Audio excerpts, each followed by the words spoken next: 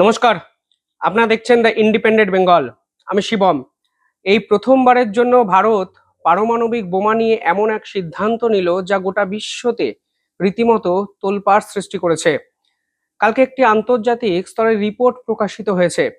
সেই রিপোর্টে এমন কিছু সত্য আমাদের সামনে উঠে এসছে, তা একটা জিনিস প্রমাণ করে দিচ্ছে যে ভারত চুপচাপ এতদিন তাদের পারমাণবিক শক্তিকে অন্য মাত্রায় শুধু নিয়ে গেছে তা নয়, পারমাণবিক শক্তিকে প্রয়োগ করার কথাও ভারত কিন্তু সিরিয়াসলি ভাবছে।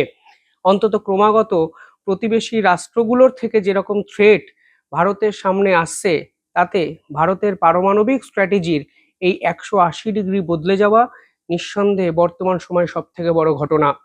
আজকের এই ভিডিওতে আমি ডিটেইলিং আলোচনা করব কোন রিপোর্ট, এমনকি কিভাবে তোলপাড় তৈরি করেছে এবং কি করেছে ভারত, যে বিভিন্ন জায়গায় সেই আলোচনা এখন সব থেকে বেশি আকর্ষণের কেন্দ্রবিন্দুতে।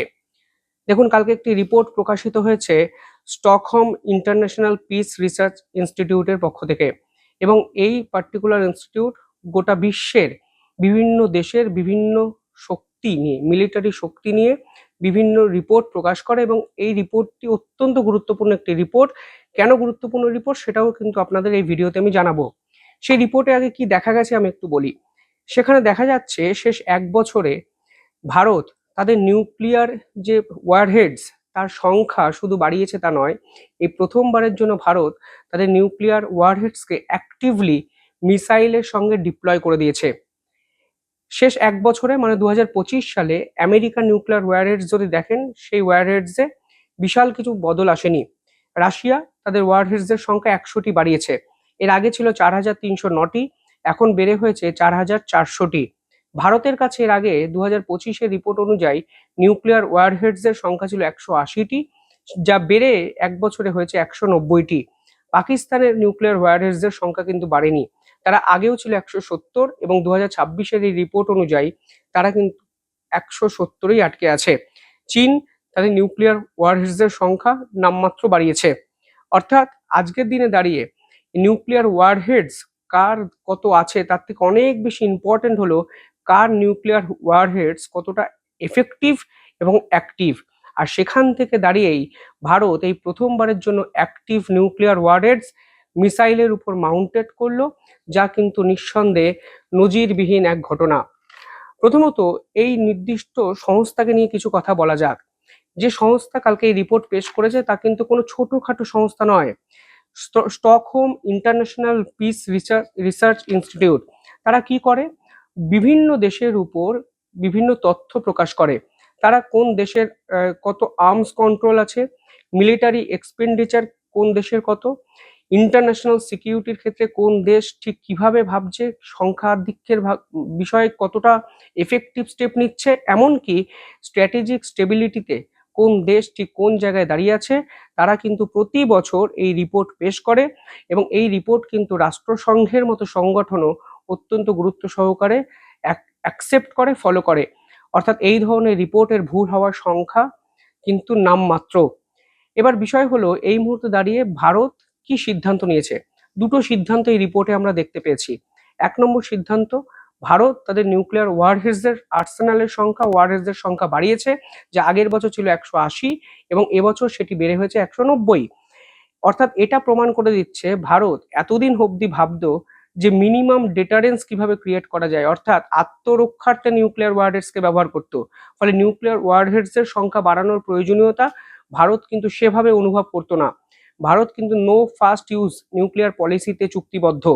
কিন্তু বর্তমানে আমাদের প্রতিবেশী রাষ্ট্র পাকিস্তান, চায়না যেভাবে ভারতের উপর আতঙ্কের কারণ হয়ে ভারতের চাপ বৃদ্ধি করতে চাইছে, সেখান থেকে দাঁড়িয়ে অ্যাক্টিভ নিউক্লিয়ার আর্সেনালের সংখ্যা বৃদ্ধি করা মানে ভারত অ্যাগ্রেসিভলি তাদের বিপক্ষে কড়া জবাব দিতে চাইছে, সেটাও কিন্তু আজকের দিনে দাঁড়িয়ে প্রমাণ হয়ে যাচ্ছে। দ্বিতীয়ত, সার্ভাইভালের ক্ষেত্রে ভারত এতদিন অবধি নিউক্লিয়ার ওয়ারহেডস ব্যবহার করতো, কিন্তু আজকের দিনে দাঁড়িয়ে সেই যে স্ট্র্যাটেজি, সেই স্ট্র্যাটেজিটাও কিন্তু পরিষ্কার বদলে যাচ্ছে, তা কিন্তু প্রমাণ হয়ে যাচ্ছে। পাশাপাশি ক্রেডিবিলিটির একটা বড় ফ্যাক্টর এখানে কাজ করছে। অর্থাৎ আপনার কাছে কত নিউক্লিয়ার ওয়ারহেডস আছে তার থেকে অনেক বড় প্রশ্ন, আপনি কিভাবে কত তাড়াতাড়ি এই নিউক্লিয়ার ওয়ারহেডস গুলোকে ব্যবহার করতে পারেন। ফলে মিসাইলের উপর মাউন্টেড করে দেওয়া মানে আপনার ওই সময়টা শুধু বাঁচছে তাই নয়, আপনি যে কোনো মুহূর্তে পাল্টা অ্যাটাক করে দিতে পারেন। তারও কিছু ক্রেডেনশিয়াল ভারত তৈরি করলো, তা কিন্তু পরিষ্কার হয়ে যাচ্ছে। ফলে পারপাস আজকের দিনে দাঁড়িয়ে ভারতের কাছে কিন্তু যেটা আগে ছিল যে ইজ নট টু ফাইট ওয়ার্স, অর্থাৎ যুদ্ধ আমি করব না, টু প্রিভেন্টস ওয়ার, যুদ্ধ আটকানোর জন্য নিউক্লিয়ার মেটেরিয়ালকে ব্যবহার করব, তা কিন্তু পরিষ্কার হয়ে যাচ্ছে, বদলে গেছে। এর নির্দিষ্ট কিছু ফ্যাক্টর আছে। অনেকে পাকিস্তান ফ্যাক্টরটাকে সামনে রাখেন। দেখুন, পাকিস্তানও শেষ 16 মাসে এমন কিছু কর্মকাণ্ড করেছে যা ভারতকে এই ধরনের অ্যাগ্রেসিভ স্টেপ নিতে বাধ্য করলো। কিন্তু কোথাও গিয়ে এর পিছনে চায়না ফ্যাক্টরটাও ইম্পর্টেন্ট। দেখুন, 1962 সালে চায়না যুদ্ধের পর 1964 সালে চায়না নিজেকে নিউক্লিয়ার টেস্ট কান্ট্রি হিসাবে কিন্তু ঘোষণা করে দেয়। 1974 সালে ভারত স্মাইলিং বুদ্ধা নামে ছোটখাটো একটি নিউক্লিয়ার টেস্ট করেছিল পোখরান-1-এ। সে সময়ও কিন্তু ভারত সম্পূর্ণ নিউক্লিয়ার শক্তিশালী রাষ্ট্র হয়নি। 1998 সালে পোখরান-2 হয়ে যাওয়ার পর অফিসিয়ালি ভারত কিন্তু নিউক্লিয়ার স্টেট হিসাবে নিজেকে ঘোষণা করে দেয়। অর্থাৎ 1962 সালের ইন্ডিয়া চায়না যুদ্ধ, তার পরবর্তী ধাপগুলো কিন্তু ভারতকে অনেক বেশি ইন্সপায়ার করেছে নিউক্লিয়ার স্টেট হিসাবে নিজেকে এস্টাবলিশ করার জন্য। ফলে আজকের দিনে দাঁড়িয়ে ভারত কি বদলালো? প্রথমত, ভারত এতদিন অবধি নো ফার্স্ট ইউজ পলিসিতে বিশ্বাস করত, যা আজকের দিনে দাঁড়িয়ে বদলে গেল। অর্থাৎ ভারত আজকে থেকে শুধু সার্ভাইভালের ক্ষেত্রে নিউক্লিয়ার এই ওয়ারহেডস গুলো ব্যবহার করবে সেটা নয়, ভারত কিন্তু প্রাথমিক অ্যাগ্রেশন দেখাতেও কিন্তু এই নিউক্লিয়ার ওয়ারহেডস ব্যবহার করে। অন্তত এই পদক্ষেপ তারই কিন্তু প্রমাণ। পাশাপাশি এতদিন অবধি নিউক্লিয়ার ওয়ারহেডস গুলো একটি নির্দিষ্ট সিক্রেট প্লেসে রাখা হতো এবং মিসাইলকে রাখা হতো আলাদা জায়গায় স্টোর করে। কিন্তু এবার থেকে 12টি এমন মিসাইল ভারত তৈরি করছে যেখানে নিউক্লিয়ার ওয়ারহেডস মিসাইলের মাথায় লাগিয়ে দেওয়া হবে। অর্থাৎ আপনি যখন তখন এই নিউক্লিয়ার ওয়ারহেডসকে ব্যবহার করতে পারবেন এবং কোনো নির্দিষ্ট কারণ আপনাকে কিন্তু জানাতে হবে না যদি শত্রুপক্ষ কোনো বাড়াবাড়ি করে, তাহলে তা সত্ত্বেও।